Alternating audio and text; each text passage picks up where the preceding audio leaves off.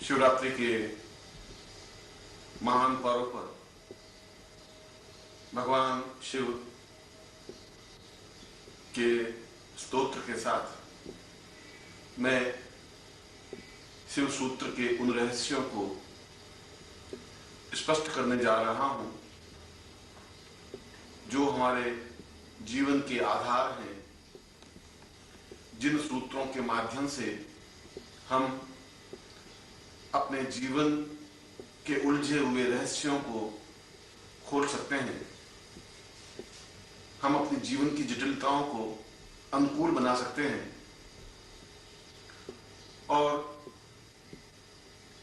एक बूंद की यात्रा को पूर्णता देते हुए सागर तक पहुंचाने की व्यवस्था कर सकते हैं।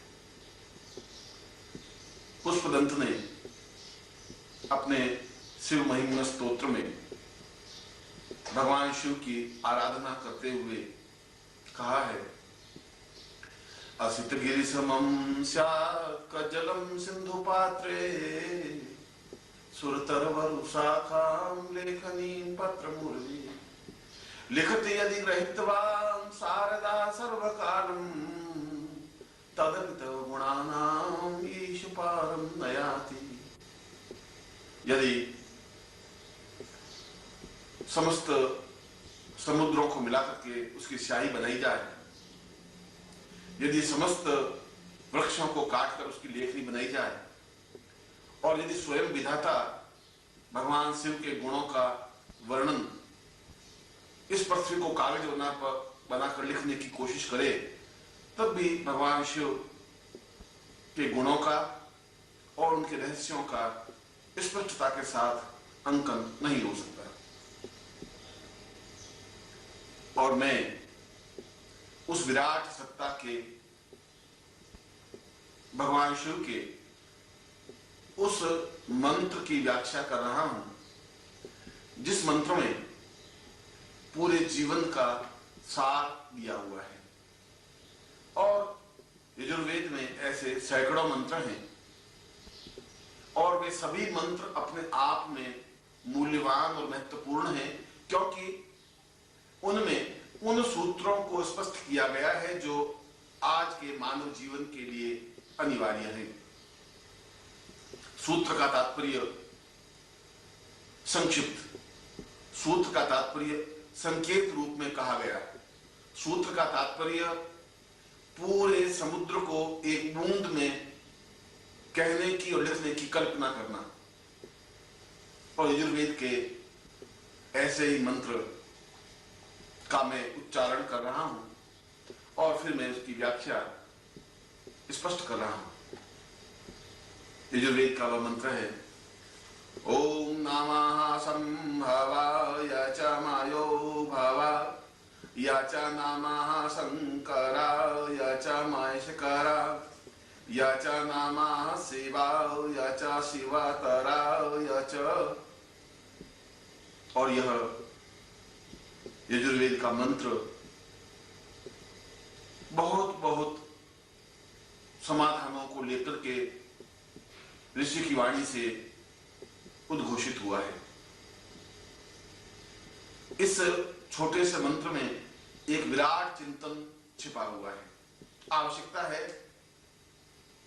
उस मंत्र की, उस दिव्यता को और उसके गर्भ में छिपे हुए उस अर्थ को समझने की। और ऋषि कह रहा है कि नमः संभवाय च मयो, मैं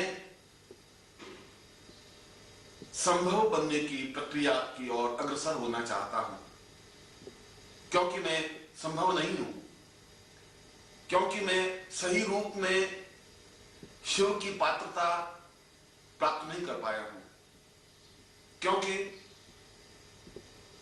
जीवन के दो सत्य हैं। एक सत्य है पूर्ण रूप से समर्पण होने का, पूर्ण रूप से श्रद्धानत होने का, पूर्ण रूप से विनीत होने का, नम्र होने का। और दूसरा मार्ग है आक्रमण करने का, प्रहार करने का, बलपूर्वक कार्य करने का। मगर उस संभवाय में इन दोनों ही अर्थ के तत्वों को स्पष्ट किया गया है। ऋषि कह रहा है कि मैं उस आक्रामक वृत्ति को प्राप्त नहीं कर सकता, नहीं करना चाहता, क्योंकि वह आक्रामक वृत्ति विज्ञान की वृत्ति है। ज्ञान और विज्ञान में मूलभूत अंतर है। ज्ञान को नारी कहा गया है, स्त्री कहा गया है, और विज्ञान को आक्रामक कहा गया है, पुरुष कहा गया है। और पुरुष बनकर के केवल आक्रमण करना ही जानता है। पुरुष आक्रामक होता है। पुरुष उस चिंतन को, उस तथ्य को समझने की कोशिश नहीं करता। ज्ञान हमेशा नम्रता सिखाता है। हम भगवान शिव के दरबार में पहुंचते हैं, भगवान शिव के मंदिर में जाते हैं तो हाथ जोड़ करके और 10 उंगलियों को परस्पर जोड़ करके अपने सिर को झुका करके प्रणाम करते हैं। और इस बात का चिंतन है कि मैं अपनी 5 कर्मेंद्रियां और 5 ज्ञानेंद्रियों, इन 10 इंद्रियों, इन 10 उंगलियों का मतलब है 10 इंद्रियों को आबद्ध करके और अपने सिर में जो बुद्धि है, जो अहंकार है, उसको नीचे गिराता हुआ मैं आपको प्रणाम करता हूं। और हमारी यह प्रणाम वृत्ति, यह हमारा प्रणाम करने का तरीका जीवन का एक सत्य है, क्योंकि हम विनीत होकर के चलने की क्रिया जानते हैं, हम संभव होने की क्रिया जानते हैं, हम संभव बनने की प्रक्रिया की ओर अग्रसर होते हैं। स्त्री अपने आप में एक पूर्ण समर्पण है, क्योंकि उसका रास्ता समर्पण का रास्ता है, विनय का रास्ता है, नम्रता का रास्ता है, अपने आप में झुकने का रास्ता है। विज्ञान जब उस पर हावी होता है और जब पुरुष विज्ञान में बन जाता है तो उस पर आक्रमण करता है, बलात्कार करता है। मगर इस बलात्कार में एक चीज छूट जाती है। उस बलात्कार से इस नारी शरीर को तो प्राप्त कर लेता है। हो सकता है कि पुरुष आक्रामक बनकर के नारी शरीर को हथिया ले। एकांत में कोई नारी खड़ी है और पुरुष बलपूर्वक उसको दबोच ले। मगर इस दबोचने में नारी शरीर उसे प्राप्त हो सकता है, मगर क्या उस नारी शरीर के अंदर आत्मा है, वहां तक वह पहुंच सकता है? क्या वह आत्मा को अपने अधिकार में दे सकता है? शायद ऐसा नहीं कर सकता। ठीक इसी प्रकार से विज्ञान के माध्यम से भगवान शिव को नहीं समझा जा सकता। विज्ञान तो आक्रमण का रास्ता है, विज्ञान के माध्यम से संभव नहीं बना जा सकता। जहां विज्ञान है, उस विज्ञान से हम शिव के मंत्र के अर्थ को तो समझ सकते हैं, इस नमः संभवाय के अर्थ को समझ सकते हैं, मगर इस सूत्र तक नहीं पहुंच सकते। इस सूत्र तक पहुंचने के लिए उस आत्मा को स्पर्श करना पड़ेगा, और उस आत्मा को स्पर्श करने के लिए आक्रामक वृत्ति नहीं चाहिए। आक्रामक वृत्ति केवल शरीर को दे सकती है। हम नारी शरीर पर आक्रमण करके उसके शरीर को ले सकते हैं, मगर आक्रामक वृत्ति होने से उसके प्यार को नहीं प्राप्त कर सकते, उसके प्रेम को प्राप्त नहीं कर सकते, उसकी नम्रता को प्राप्त नहीं कर सकते, उसके हृदय को प्राप्त नहीं कर सकते। और जब तक उस नारी के हृदय को स्पर्श नहीं कर सकते, उसकी आत्मा को नहीं जीत सकते, तब तक जीवन में आनंद का रास्ता प्राप्त नहीं हो सकता। आक्रमण से जीवन की पूर्णता और जीवन का आनंद और जीवन की मधुरता अनुभव नहीं हो सकती। इसलिए ऋषि कह रहा है कि संभवाय, मैं संभव बनना चाहता हूं। संभव पूर्ण नम्र, पूर्ण विनीत, पूर्ण समर्पण युक्त, और यह पूर्ण समर्पण युक्त ज्ञान के माध्यम से ही संभव हो सकता है। विज्ञान तो एक प्रकार से विश्लेषण करता है। एक गुलाब का पुष्प बहुत सुंदर विकसित है, झूम रहा है डाली पर। ज्ञान उसको देख कर एहसास करेगा कि यह कितनी मधुरता के साथ मुस्कुरा रहा है। उसको उस गुलाब के फूल में मुस्कुराहट दिखाई देगी, और यदि उसका हृदय विकसित है तो उस गुलाब के पुष्प में उसकी प्रेमिका का चित्र और बिंब अनुभव होने लगेगा। मगर यह हो सकता है जब वह संभव हो। मगर यदि वह आक्रामक है, यदि वह विज्ञान के रास्ते पर चलता है, तो उस गुलाब के पुष्प को तोड़ डालेगा, और तोड़ करके उसकी पत्तियों को, उसकी पंखुड़ियों को अलग अलग करके यह एहसास करवा देगा कि इसमें कार्बोहाइड्रेट इतना है, इसमें ऑक्सीजन इतना है, इसमें जल इतना है, और इसमें कौन कौन से तत्व कितने हैं। मगर कौन से तत्वों को ढूंढने में उस गुलाब के पुष्प के सौंदर्य को नष्ट कर दिया, और यह सौंदर्य नष्ट हो जाना प्रकृति को नष्ट करना है। यह सौंदर्य नष्ट हो जाना ईश्वर की सत्ता को नष्ट करना है। यह सौंदर्य नष्ट कर देने का मतलब विश्व को समाप्त कर देने की क्रिया है। विज्ञान निरंतर उस नष्ट करने की प्रवृत्ति की ओर अग्रसर है, क्योंकि वह आक्रामक है, क्योंकि वह आक्रमण करना चाहता है, क्योंकि वह जबरदस्ती किसी को छीनना चाहता है, झपटना चाहता है, किसी पर अधिकार करना चाहता है। और इसीलिए ऋषि कह रहा है कि मैं उस आक्रामक वृत्ति को विज्ञान के माध्यम से, उस चिंतन के माध्यम से उस आत्मा तक नहीं पहुंच सकता जिस आत्मा को शिवत्व कहा गया है। अगर हमें शिव के पास पहुंचना है तो नम्रता के रास्ते से पहुंच सकते हैं। यदि हम उस आत्म तत्व को देखना है तो फिर हमें संभव बनना पड़ेगा। यदि हम उस परमात्मा में अपने आप को लीन करना है तो हमें समर्पण होने की क्रिया सीखनी पड़ेगी, और समर्पण होने के लिए अपनी 5 ज्ञानेंद्रियां और 5 ज्ञानेंद्रियों को एक साथ आबद्ध करना पड़ेगा, एक जगह इकट्ठा करना पड़ेगा, उसको प्रणिपात करना पड़ेगा, ज्ञान को कर्म पर हावी करना पड़ेगा।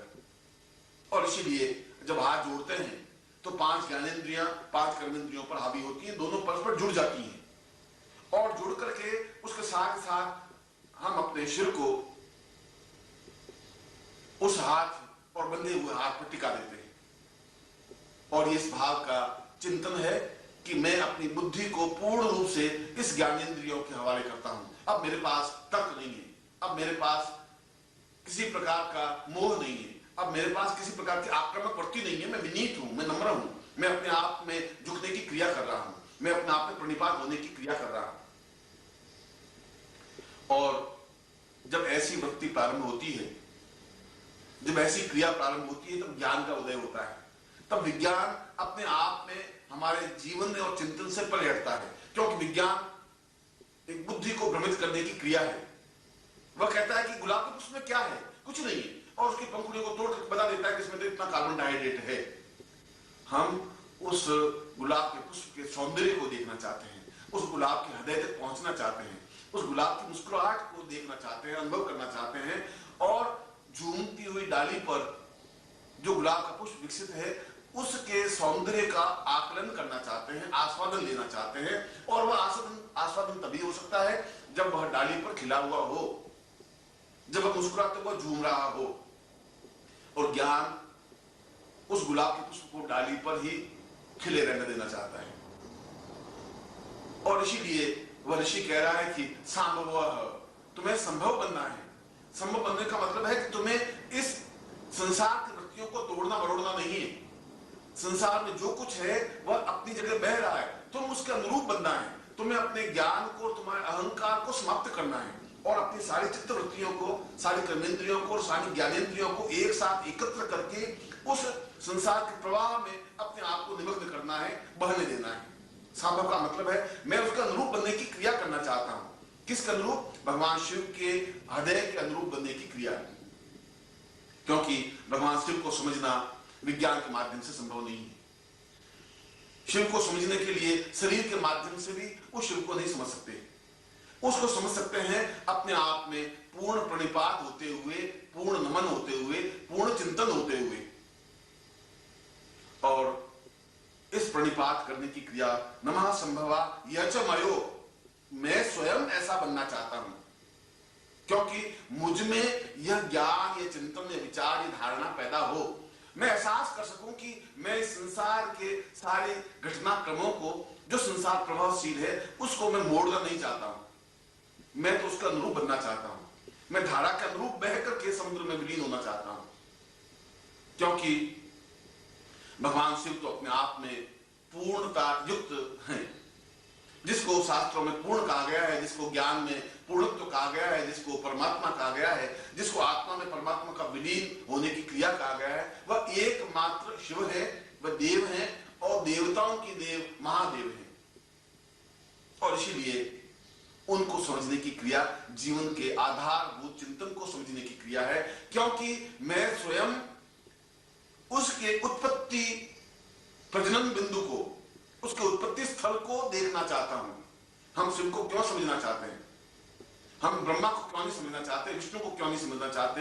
हम केवल भगवान शिव को ही क्यों समझना चाहते हैं? इसलिए कि भगवान स्वयं शिव प्रजनन युक्त हैं, इस सारी सृष्टि के नियामक हैं, सारी सृष्टि को उत्पत्ति करने वाले एक चिंतन युक्त आग्रह है।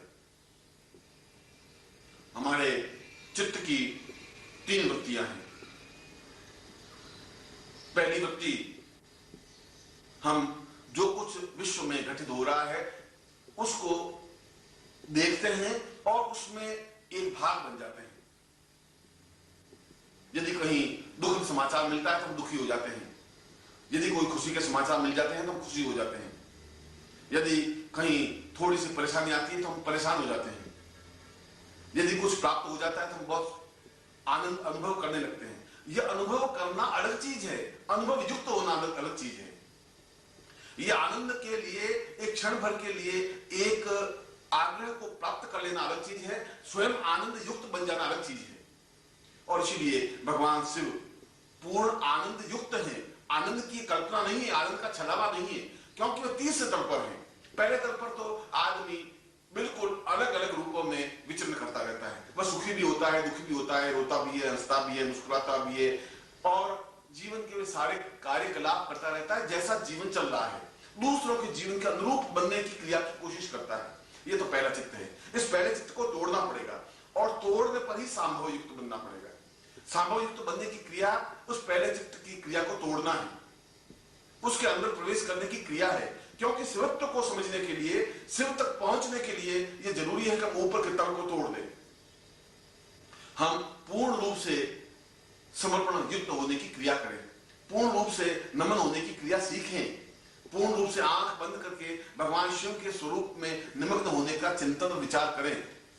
इसीलिए कहा है कि नमः संभवा यच मयो, मैं स्वयं ऐसा चाहता हूं नहीं, क्योंकि मैं ऊपरी वृत्ति पर, ऊपरी तल पर ही घूम रहा हूं, और ऊपरी तल पर घूमने से सत्य के साक्षात्कार दर्शन नहीं हो सकते। मैं शिवत्व तक नहीं पहुंच सकता, शिव के उस आनंद को लीन नहीं हो सकता, क्योंकि शास्त्रों में भगवान शिव के स्वरूप का एक अजीब और अद्भुत ढंग से वर्णन किया है। भगवान शिव स्वयं तीनों लोकों के संपदा के स्वामी हैं, कुबेर के अधिपति हैं, और उसके बावजूद भी वे संसार में रहते हैं, निश्चिंत, निर्भीक, निर्द्वंद्व, कहीं किसी प्रकार का मोह नहीं है। उस धन संपदा होते हुए भी वे निर्लेप हैं, उसमें आग्रह युक्त लगे हुए नहीं है, वो धन संपदा को भोगने के आकांक्षी नहीं है। उसके सामने धन संपदा तो बिखरी हुई है, बिखरने के बावजूद भी वे बिल्कुल तटस्थ हैं। वे संसार में उस स्थान पर बैठे हुए हैं जहां मृत्यु उनका कुछ अहित नहीं कर सकती, क्योंकि वे स्वयं इस बात को समझते हैं कि जीवन में अनुरक्त होने से अनुकूलता प्राप्त नहीं हो सकती। और भगवान शिव उस पार्वती के पति हैं जो स्वयं अपने आप में शक्ति स्वरूपा है, भगवती जगदम्बा है, शक्ति का अक्षय भंडार है, और अक्षय भंडार होते हुए भी, उस शक्ति के पति होते हुए भी भगवान शिव बिल्कुल नम्र हैं, बिल्कुल निश्चिंत हैं, उनमें किसी प्रकार का आयुध नहीं है, किसी प्रकार की ताकत प्रदर्शन करने की इच्छा नहीं है। वे बिल्कुल पालती मार करके निश्चिंत और निर्भीक बैठे हुए हैं। संसार की घटनाओं का प्रभाव उन पर नहीं पड़ता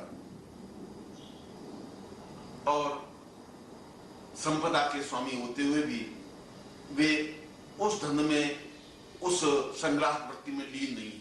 अपने शरीर पर कपड़े ही नहीं है, वे तो मस्ती के साथ बैठे हुए हैं। उनके चेहरे पर जो आनंद है, उनके चेहरे पर जो मस्ती है, उनके चेहरे पर जो एक तुष्टि का भाव है, वह तुष्टि का भाव, वह आनंद का भाव, वह मस्ती का भाव प्राप्त हो। ऋषि कह रहा है कि यचमयो, मैं स्वयं वह तुष्टि, वह आनंद चाहता हूं जो भगवान शिव के पास है, और इसीलिए मैं उस अपने ज्ञान के प्रथम तल से दूसरे तल की ओर जाने की इच्छा रखता हूं। नमः, मैं नमन के युक्त, प्रणाम के साथ में, मैं समर्पण के साथ में, जीवन के प्रवाह के साथ में मैं उस भगवान शिव को प्राप्त करना चाहता हूं जो शिव मृत्यु पर विजय प्राप्त करने वाला है। मृत्यु जिसको स्पर्श नहीं कर सकती, लोभ, क्रोध और मोह जिसको स्पर्श नहीं कर सकते, जो इन सारे तत्वों से परे है, जिसके चेहरे पर एक अखंड आनंद की वर्षा होती रहती है, जिसके होठों पर एक गुनगुनाहट, एक मुस्कुराहट है, एक प्रवाह है, एक जीवन का सत्य है।